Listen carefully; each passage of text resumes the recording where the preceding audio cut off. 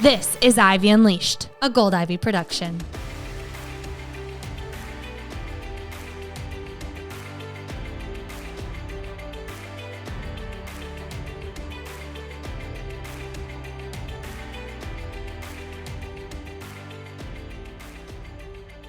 Welcome back to Ivy Unleashed. Today we are talking about a topic that we used to really not like. Yeah. And things have changed. Yes. And we're empowered and we're pumped up and we're excited to talk about money, which feels so out of body. But it was your first word as a baby. It was. So I feel like it's full circle. It's time for a refresh. It's time for us to talk about money and not be afraid of it and not think it's greedy. And just know it really is a part of our mental health to focus on money, to have a stronger, healthier relationship with it. To not let it control every aspect of our life. To not let it feel like this daunting thing that I'm in debt and I don't want to talk about it. I am shameful that I'm in debt. I'm less than because I have debt. Like, what is the money story that you're telling yourself? I think that's something we've gotten really clear with over the past few months, doing the work, reading the books, just like the start of a new year. Like that was really our goal this year, was getting out of debt after starting a business. For me, it was getting out of medical debt and just, again, feeling empowered with money. Yep. And for me, it's getting out of business debt and getting out of credit card debt. I am married to a spender. I am a spender. I come from a spender. I primarily lived with my mom growing up, and she's a spender. And so am I. And part of what attracted me to Justin is that he was a spender too. It was like we both had this mentality of, we've got this one life. Let's take the trip, which I love. I still want to take the trip, and we do take the trips. But we tend to put the trip on a credit card, and then it's typically a really fun trip, and we don't want to ever say no to experiences, and it's added up. And then we've moved credit card debt to another zero interest card. So it's like, you don't really have to think about it till that interest kicks in. And then eventually it's like, we've got to do something about this. It's like that thing that until you handle it, it just keeps knocking. And for me, it was like, I'm sick of this.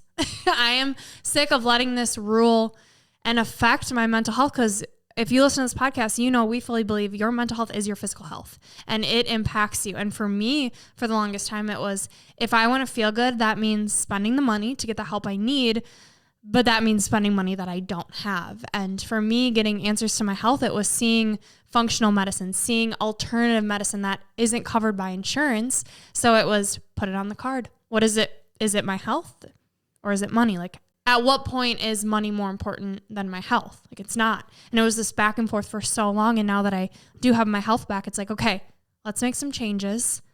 Let's actually sit down and be honest with our spending. And it's really hard to do. Well, and the thing too is people don't like to talk about it. A lot of people were raised that you don't talk about money. I was talking with some girlfriends the other day at my sister-in-law's house about how a few of us, like, absolutely not, I will die if we talk about money. My parents taught me no. It's like the respectful thing to do.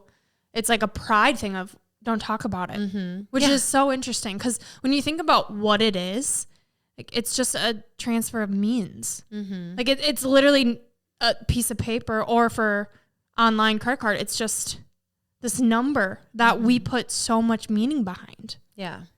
Yeah. And, everybody can stand wherever they want about whether or not you should talk about it. But there's a pure fact here that we are all thinking about it. And that's why we're talking about it, because we're all thinking about it. Like, you're always making the decision. Is that worth it? Is that out of our budget? How do we weigh these options? What's that going to look like?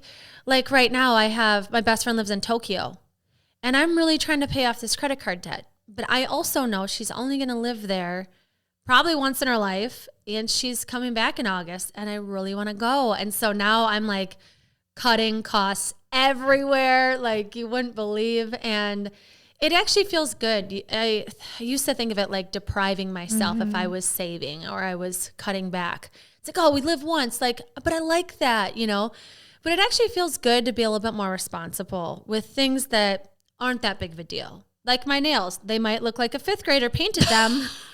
but we're going to roll with it till I get to Tokyo. Okay. And, it's things like that where it's not life or death. It's, getting my nails done is not that important to me. It's something I can cut out, and it saves me like $70 a month. Yeah. And I think the why behind it is what is so important and where that shift comes from. And it wasn't until I really read Ramit Sethi's book, I Will Teach You to Be Rich, that I feel like that mindset shifted for me of like, there's a way to do it where you can be empowered, where you can spend money on the things that are important to you, and you can cut costs on the things that aren't really important to you, so that you don't have to have this weight on your shoulders of I'm in debt, of I'll worry about that later. And then later never comes because it's scary and you don't want to look to see how much you spent. Like getting honest with how much I was spending, that I was spending way over what I was making. And like until I sat down and put a system in place, I didn't even know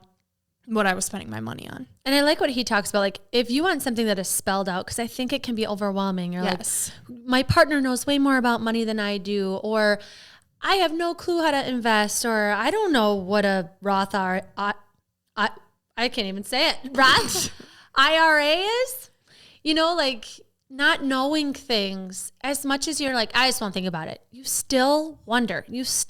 Knowledge is power. You still want it. Even if you pretend like you don't, it's nice to know. And something could happen to your partner and you need to be able to take care of yourself, right? And so this book, what's so nice is he gives tangible steps. And also what I like is he says, I will break this down for you, but this is not the hard part. Learning is not the hard part. It's the doing. He's like, the percentage of people that actually follow through with these tangible things. Yeah. He's like, if you do what I say, you will be rich. I'm like, all right, Ramit, I'm here, buddy. Help.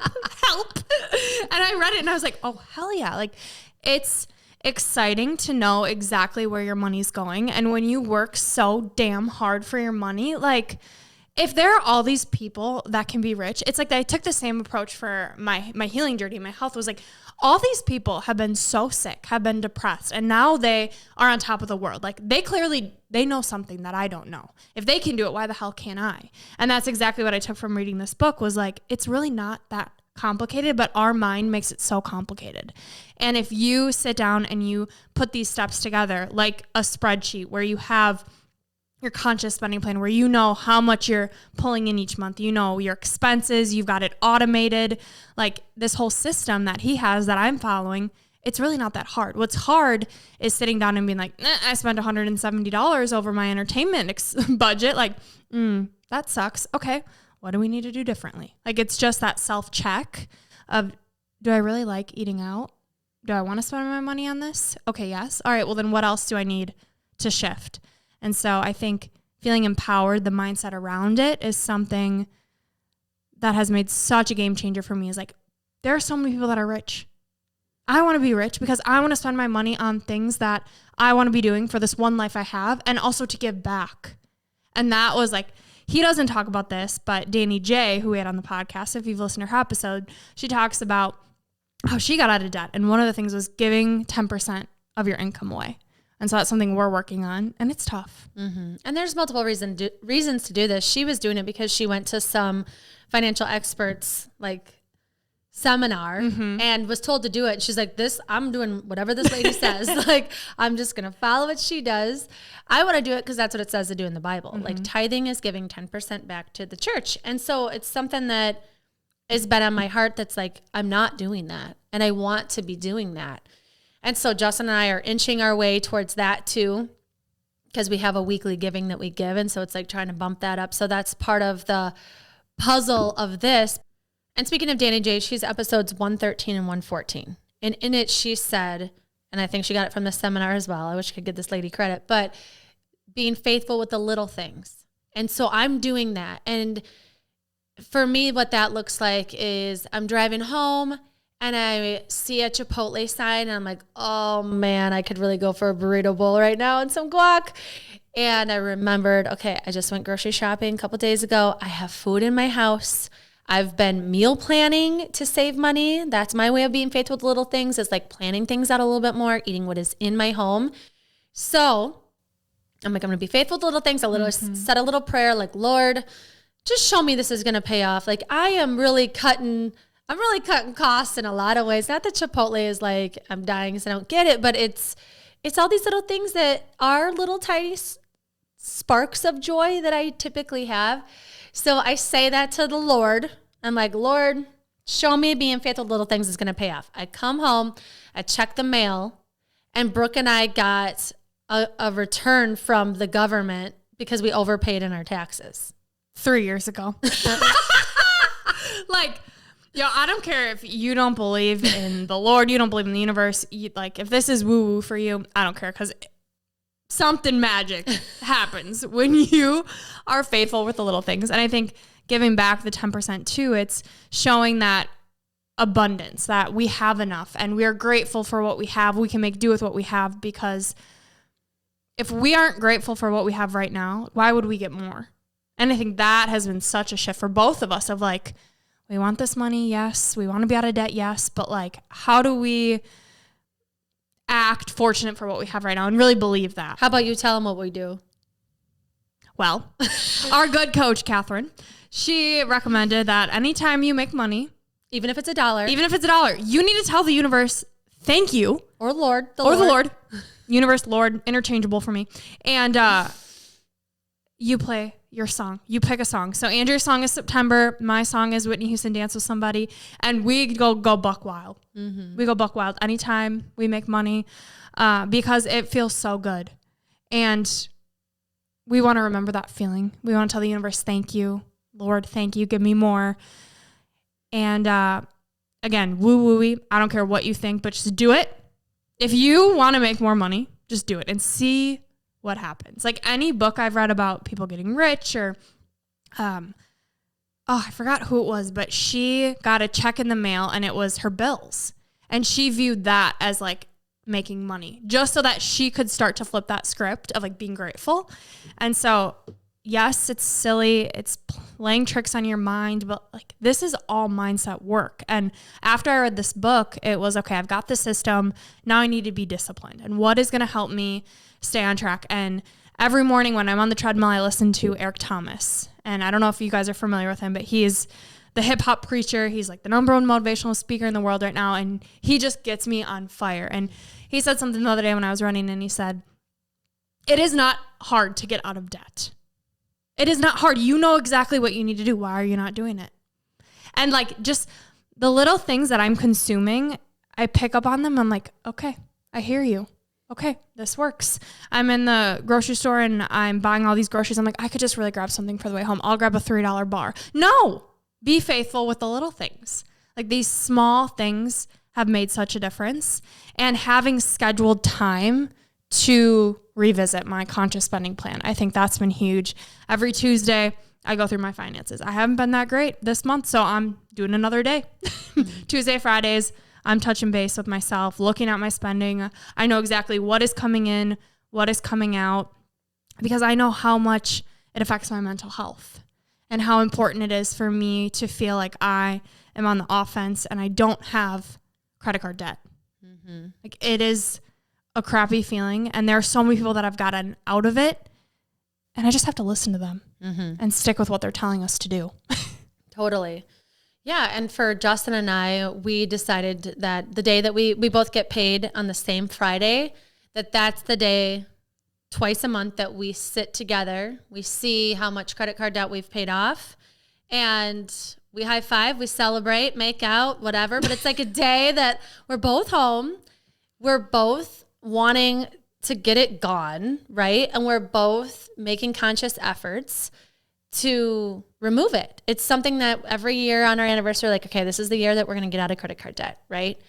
And then we're like, live a little bit, let's go, you know? And so it's just finding where we can cut those costs. And with Justin, speaking of abundance mindset, he believes the money will come. Like he fully, like, full transparency, this week, I got Beyonce tickets. Excuse me? I haven't said it yet out loud, but I got Beyonce tickets, and they were so expensive. And I had already asked Justin for permission because we had to get in this specific reserve thing with my friends that are obsessed with Beyonce in my neighborhood. And in order for that to happen, I knew that I was going to have to drop a lot of money. I had no idea how much. And it was a lot more than I thought it was going to be. I thought it was going to be like $500. It wasn't $1,000, But it was a lot. it was a lot. And then there's like taxes and fees. So full transparency, it was like $7.95 for a ticket to Beyonce, not even on the floor. This is like first level. Anyway. And so I was feeling super guilty about it. I was feeling super nervous to tell Justin. And I tell him, and he's like, that's awesome. Cool. You deserve it. You should go. We'll make that money back in no time. And that's just how he thinks. But it works. Like he thinks the money will come and he believes it. He has this abundance mindset and he'll get like a random bonus that like he doesn't expect to get. And it's like, you know, those people that are like, oh, lucky for you. Well, that's why you're not getting the random money, because you have that attitude about it. And I'm that person. I am totally that person where I'm like, lucky for Justin. Justin's so lucky. Everything works out for Justin. Good thing I'm married to him, Jesus, because it doesn't ever happen for me. And all of a sudden, as I've been switching my mindset and I've been like, I deserve this. I will be responsible with this. I'm worthy of this. I am capable of having a lot of money. I'm capable of running a business. It's going well. Business is coming to us now because we've switched our mindset to this is hard. How we don't know what we're doing to we will figure it out. Yeah. And we are providing a big service to the world. And so people are lucky if they're a part of our podcast because it is touching the world. Right now it's at 73 countries and it's all kinds of people that are looking to get some tips and ideas for products. And if, you know, you want to be a part of that, lucky for you. Instead of like me scrambling, wondering if anybody would ever want to, you know? And that was a big mindset shift for me because growing up, you know, I feel like I caught on to you have to work hard for your money. Like that was the money script that I learned, that I saw from my parents and people I was around was you have to work hard for your money. And when we have money, we spend it. You know, like the money comes in and then it's gone and you wait until it's back. And so my new mindset is I'm smart with my money, but I show up and I give. And the Lord returns money to me for giving. Like I'm not so money focused. And that's something that I've really learned through watching Eric Thomas is you have a gift. And when you give that gift to the world, you are so needed and that gift is needed and you're rewarded for giving that. And when you are chasing money, like how are you going to level up? You know? And so feeling broke, hating that feeling, wanting money, knowing what money's going to do, but having it be more than money. I think it's that dance between, yes, we live once and we want to do all these things, but we also want to be smart with our money. And so how do we hold space for both? And that's what I really like about Ramit's method is spend money on what you love and be intentional with that. Like Beyonce tickets are important to you. And so you're choosing to spend your money on that. If travel is important to you, you're choosing to spend your money on that, but you are still paying yourself. You are still setting yourself up for success and not spending thousands every month on interest on credit card debt, like just throwing your money away. It's like not having money be the end all be all, but also respecting it and not just letting you throw your money away to things that don't matter. Yeah. I think it's so empowering knowing like I know exactly where my money's going. I feel in control. And I don't have the shame around it anymore because I'm open about it. Like we talk about saving money and money wins. And I talk to Ian, my boyfriend, about it. And like, okay, let's save on Spotify. How do we do this? You know, like having fun with it, dancing when you get money, like our whole mindset around money has shifted and it hasn't happened overnight, but it's come from being intentional with these little things and trust, like trusting that we have a service that we are providing that is doing so much good in the world, trusting that these little things are going to pay off and seeing that reward and celebrating that reward because over time, like we're literally changing our brain. Like there's a reason that this becomes your mindset and it's such a powerful shift because it's neuroplasticity. You're literally rewiring your brain as you're doing these little things. Right. And I think that's super important because you have to know where your brain is starting from. Right. You have to put yourself back into your childhood self and think about what were the unspoken rules of this house with money or with anything, right? Because I was reading The Source last night at bedtime by Tara Swart, Dr. Tara Swart. And her journal prompts she had were around like, what are your self-limiting beliefs? And one of mine is, I'm not good with money. Mm-hmm. And so then what she has to do from there, so figure out what your self-limiting belief is with money. It could be literally anything. It could be like, I'm bad with it. I'm not responsible with it. I spend it too much. I'm afraid to spend it. I'm not worthy of money. Mm-hmm. I'll never have money, whatever it may be. You think about that, and then you think about the evidence of that. What evidence do you have to support that self-limiting belief, right? And it makes you think, like, is that belief true in my life? Like, am I bad with money? And if I am, what have I done, right? We can actually, like, be honest with ourselves about reasons why we think that. And then it can be, how does that belief make me feel? Does it make me feel good to think this way anymore? No. So then what can I do to change it? It sounds like common sense, but it actually is sitting down to think about, I don't even know. What were the rules around money growing up? For me, it was money's stressful. Mm-hmm. It's stressful to think about, so don't think about it and charge it. It's just like, or it wasn't talked about, right? I think for a lot of people, we don't learn in school what a Roth IRA is or how to invest or how to save. Like most people's parents, I feel like teach them, okay, save half your paycheck. Like that's the standard.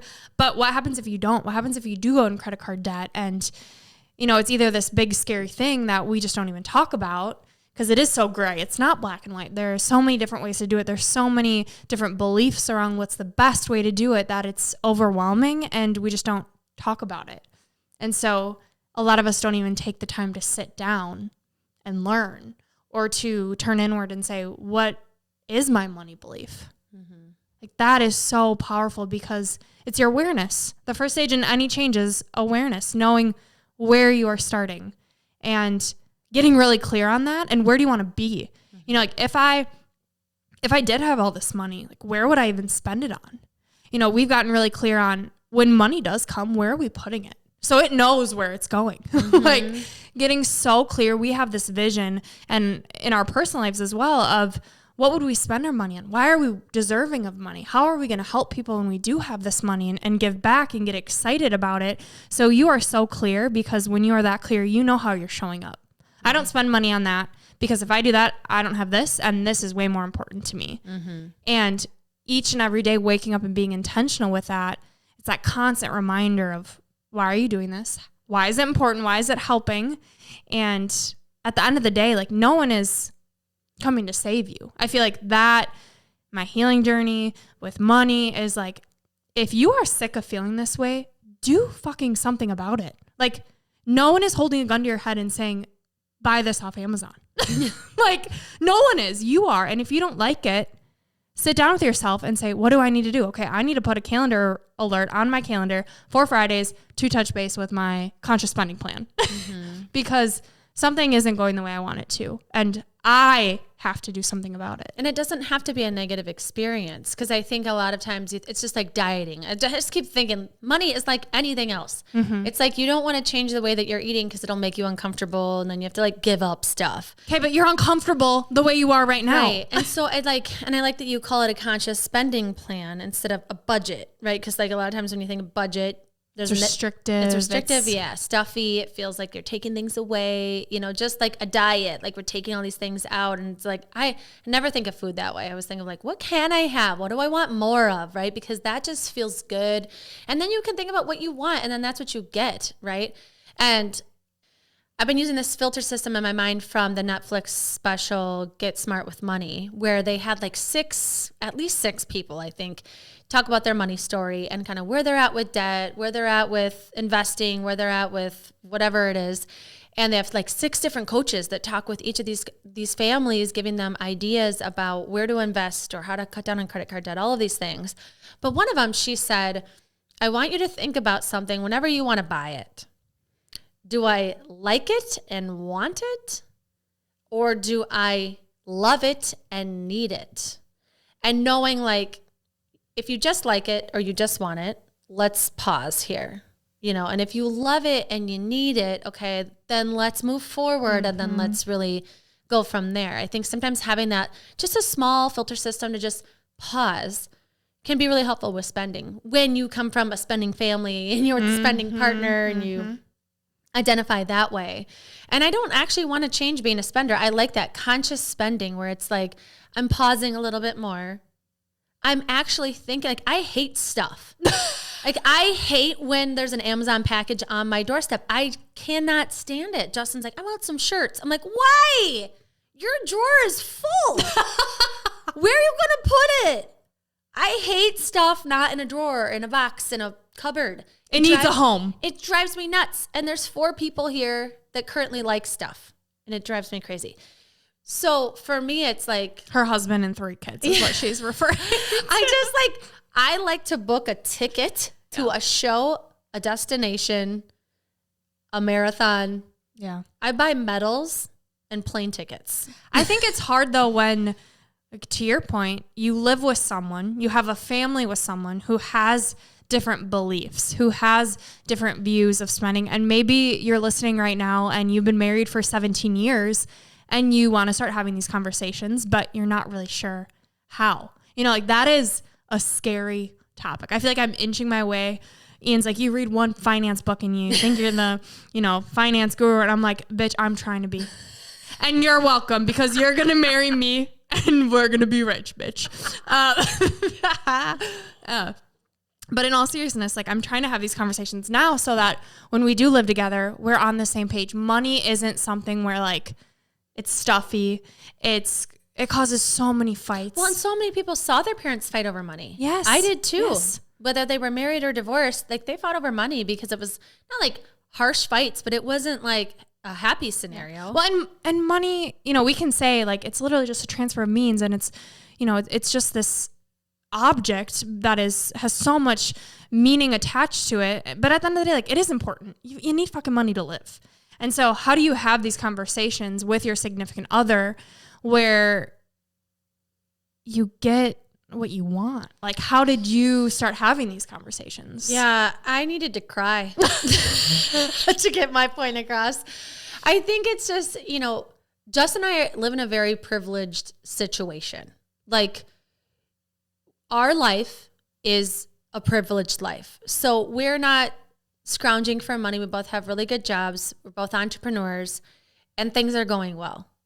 And so for me to, like, say I am really unhappy with how this is going with money when he makes way more than I do, he's like, what? We're fine. Like, we are fine. What? And so what I had to do, not like I had to cry, but I did, because I didn't feel like he was hearing me. I felt like I needed to say, I don't want to spend any more money that isn't mine first.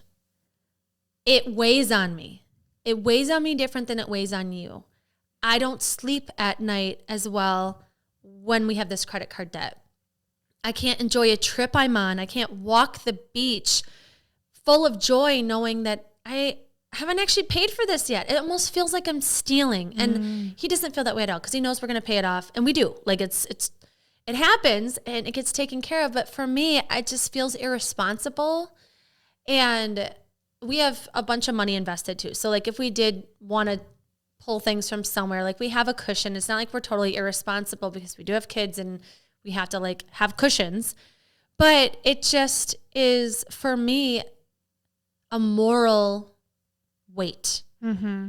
And from what I read in the Bible, and from, like, literally Pastor Joe that's been on the podcast has given sermons about debt and about, if you're spending money you don't have, you're telling God, this is just my belief, I'm with you, Pastor Joe, you're telling God, what you've provided isn't enough for me. What you provided is not enough, so I'm going to swipe my card because I need more. And so that's another way for me to show gratitude, is like, I don't want to spend money I don't have anymore. And I'm still doing it in some ways, and I'm working towards not. And I'm really hoping this is the year that I say goodbye to credit card debt forever. And I want to keep finding ways to, like, sell the stuff that's in my house that's driving me nuts that we don't use, right? And get that money and pay it off. And continue to find small ways to save so that I don't have to feel like this anymore. And so when I told Justin that, and I was like, I know it doesn't affect you. And I even asked him, I'm like, you don't have any shame around this? Like, you don't care if I talk about this in the podcast? You don't care if I talk about this in front of our friends? He's like, no, my friends know I have credit card debt. And I'm like, really? Because he's super smart with money and invests it everywhere, right? So for me, it's just like, let's just get it paid off. And some people are fine having credit card debt. You know, like it's so individual. Yes. And what I loved that you said was like turning it on you, right? Coming to those conversations of like, I'm feeling this way versus you are spending, you are doing this. Like that's just right. And I had to say it that way too. So he knew like, I understand that this doesn't affect you. I totally do. But you're my partner. And because of the decisions you're making, because we make these together and it comes from our accounts and goes on our credit card, like I need your help here because I can't keep doing this. And it wasn't like I'm going to end a relationship. It was just like my mental health is suffering from the way that we're spending and I need it to shift. And I understand we have some big things coming up. We have some trips we've already booked and planned and things are going to come up that we're going to want to say yes to. But what can we say no to for now? What can we put on the back burner? Can we stop Amazon? What other things could we do? Can we call the credit card companies? So this book has really helped me with like, let's call and see if we can get a lower interest rate. Let's see what we can do. Let's see what is the best idea for cutting this out, right? And so I just like basically asked for his help and he's totally on board and really supportive and it's been really nice because it's helped our intimacy. Our conversations are deeper and fear-based of like, I'm scared of this. I don't like this. And to say that out loud, it brings you closer to each other. You know, it makes us connect more. And so I love you, babe. If you're listening to this, I appreciate you working with me on this because I want to say goodbye. Bye-bye credit card debt. To credit card debt. Yes.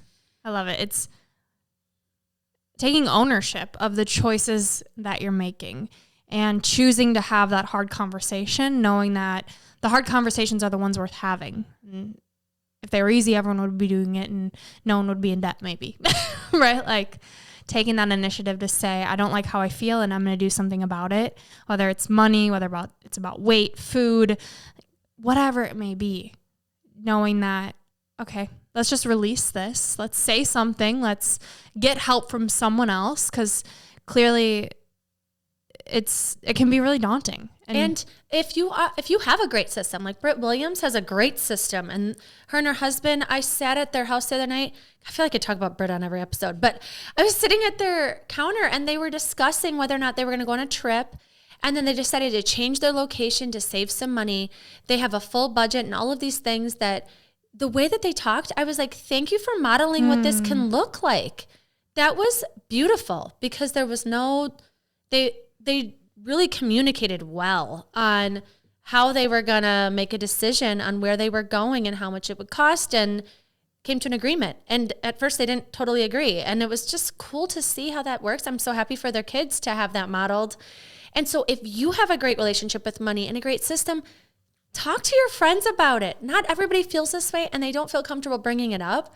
For me, I feel like it's anything that you're really confident in. Like, ask your people how it's going. Share your wealth. Talk to us. Come on the podcast. Talk about it. Like, if you're good at this and you have a healthy relationship with money and you and your partner are good at it, or you feel like you've really set yourself up for success, like share that with the people you love because money helps all of us experience life to the fullest. And when we don't have it, Brooke and I have both been sick from the stress of money. When I was in college, I was lactose intolerant. One day I just couldn't have lactose anymore. And I definitely think it was stress related. I was so stressed out about money. My friend Lindsay Roberts, who was just on an episode, she showed up at my door one day with groceries because I could not afford food. I didn't even have $20 to go get anything. And so I will never forget that day. And she had a more fortunate situation than I did. She was great with money. So she went and got me sugar snap peas. And we made a chicken breast dinner. It was some pasta and it was amazing. And so if you're good at this, if you feel like you've got a great mindset, talk to your friends about it. Yeah. You know, there's so many beliefs around money, the best practices, best way to do things, invest, yada, yada. But we really just wanted to share what we have found helpful since we've been making some intentional changes the last few months. If you grabbed anything from this podcast that you want to implement, let us know. We love to hear what speaks to you. If there's a system that y'all love that you want to share, please let us know at Gold Ivy Health Co. Yeah. we would love for you to spread the gold. Yes. And we do have an episode 27. If you want to go back and listen to Sonia Eklund, she gave some like tangible tips around money too. So I think that's important to know. Like we talked about different ways to cut down on credit card debt that were like actual tips. And I believe she has some type of Workbook. a workbook. Yeah. She has a financial workbook that is linked in the show notes there. So if you want some actual like tangible tips to go home with on top of these like money mindset and beliefs, that is a great resource too. Yeah. And something that's really important to us is to celebrate you listening. Like these episodes, they're a lot. They take you being intentional, actually thinking about yourself, carving out time for yourself. And it's not easy to do. And so we just want you to pause right now, smile at yourself, give yourself a round of applause, a high five. Be proud of your damn self because you are putting in the effort that you deserve. Yes. And this is all about your life. And so it's amazing that you are tuning into a self-growth podcast. We know it's a lot of work because you've got to implement these things into your life. You've got to have difficult conversations, get uncomfortable with the habits that you have, shifting things. So we're just proud of you for being here. We're proud of ourselves for doing this work because it is life-changing. And it's awesome. And so as we always do with every episode, we leave you with 3 gold stars that you can implement into your life. And if you do, good for you. So the first one for this episode is number 1, dig into your money story and what money mindset was conditioned from a young age. Number 2, actively choose what you want your money story to be. For example, I'm responsible with money. I'm capable of making a lot of money. And 3, identify what the first step is to moving into a more positive relationship with money. And our piece of gold comes from Jen Sinchero. She says, money is the blank slate that gets its value from the energy and meaning we give it. This is Gold Ivy signing off. Listen to your truth and go chase your gold.